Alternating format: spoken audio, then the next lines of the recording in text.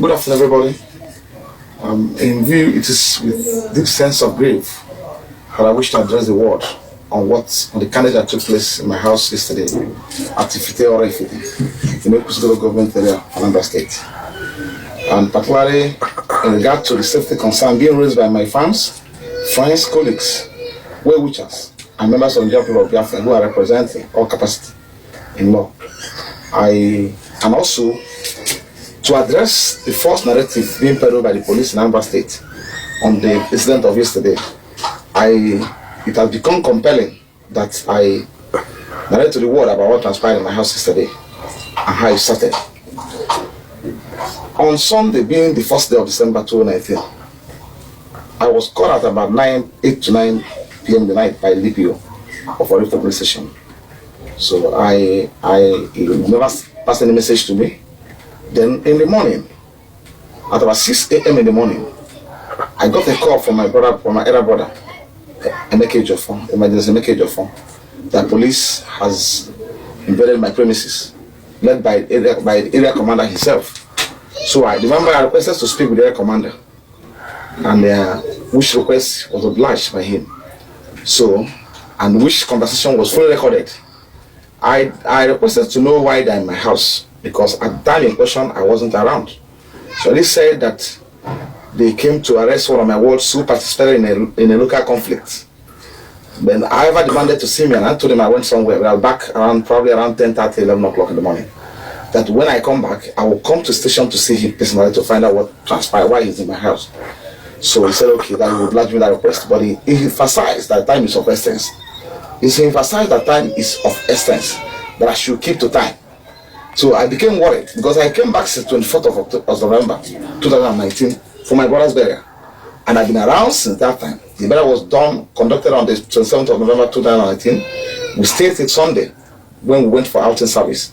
I never had any issue with anybody. I never stepped out of my house. I've been indoors, receiving visitors, sympathizers from all walks of life. So when I came back around 10 o'clock in the morning, I briefly had a discussion with my mother. And I promised him, I told him I was going to see the area commander to find out why they were in my house. So, but on a second thought, I decided to go to see my uncle, who will accompany me in that movement. So I already left the house to my uncle's place where I will pick him. And that served as a saving grace to the carnage, to disaster, because the target was me. So I was on our way going to the commander's office, taking a non-conventional route, when I got a call from my junior brother that the police were in my house and they opened fire on all living objects in my house, including all persons in my house. So I was like, somebody came to your house at about 6 o'clock. We had a discussion with him on offenses I don't even know about. And I promised him as a lawyer, well respected, I'm going to be in the office at about 11 o'clock, or 10 o'clock, 11 o'clock. Then what's happening, what's taking place in my house took me by surprise. So I decided to observe. So I now receded from that movement and waited until I was further briefed on what was going on. So as the carnage proceeds, my brother kept on furnishing me with developments in my house. And after 2 minutes of our discussion, he told me that about 4 persons have been gunned down in my premises, and the entire household set ablaze by the police. So I said, what happened? What's actually going on? Because I was confused. What's actually going on? The police came to my house, opened fire on people living in my house. They found in my house, set my house ablaze, set the house in the neighborhood ablaze. What have I done to deserve this kind of treatment? So I decided to take refuge within the neighborhood. So, and as the carnage progressed, the report kept on filtering in as to what the atrocities that are committed in my house, including raping people around the area. So, in the end, they took away the 4 corpses, dead bodies of people they killed in my house, in their own van, to a place called Ipob market, along on the Chawo Express Road. Burned all of them in their vehicle and left. So that is all transparent. That's all I know I can say at this stage. However, going forward, when I read the police report yesterday, Anambra State Police Command report yesterday, I was shocked to my marrow. One, the ACP came to my house from Warri Command at about 6 o'clock, and I spoke with him. And I promised him I'm gonna be with him at about 10 a.m. in the morning, 10, 11 o'clock in the morning. At most, I'll be there before 11 o'clock in the morning. Then how come he said somebody lodged a complaint against me at about 11:30 in the morning? You were in my house at about 6 a.m. in the morning. I had a discussion with you that I'm coming to see you at about between 10 and 11. So how come somebody lodged a complaint against me? Then, assuming without considering to the fact that anybody lodged a complaint against me on a case of abduction and all those frivolous offenses, is that sufficient enough to warrant using force on people they found in my premises, firing at random, killing people there, then and also burning houses? I'm a lawyer with addresses. I have 2 chambers, one in Abuja, one at Anambra State, and I practice. I'm a very serious legal practitioner. I go to court almost every day. So not that I'm going to run away from the police. However, it's important for me to emphasize that Barrister Ejiofor has maintained more than 17 years unbroken relationship with the police hierarchy. They can attest to that fact at Abuja. They know me as a peace-loving man. They know me as a gentleman of the law. I relate to them in all capacity. I don't look for problem. I am not an enemy of the police. So why should such thing happen? However, I was also further informed on an investigation that people behind the carnage in my house were one, a controversial businessman in Orifte, who has built library in Castina, and also schools in Castina, that he has undertaken from the Fulani Caliphate, that he's the only one that will see to my claim. No matter any means he wants to use that will seek possible for him. That was an assurance, a deal they reached. Because if the intention of the people coming to my house was to arrest me, they wouldn't have done anything. They would barely demand to see me. Or what case scenario, leave an invitation letter for me to come to the police.